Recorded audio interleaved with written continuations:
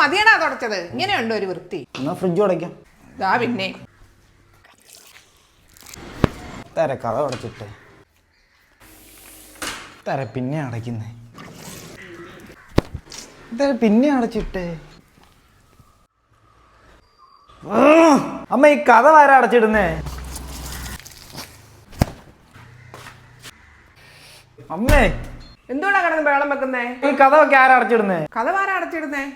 ഞാൻ അടച്ചിടുന്നേ. നീ എന്തിനാണ് എപ്പോഴും കഥ അടച്ചിടുന്നേ? കഥ അടച്ചിട്ടല്ലേ എഴുജന്തുക്കളും മറ്റും കയറത്തില്ലയോ? എനിക്കൊരു 100 കൂട്ടം ജോലിയുള്ള ഞാൻ ഇവിടെ എപ്പോഴും കയറി ഇറങ്ങുകയും ചെയ്യണ്ടേ? എന്നാ അടച്ചിടുന്നില്ല, അത് പറഞ്ഞാ പോരെ.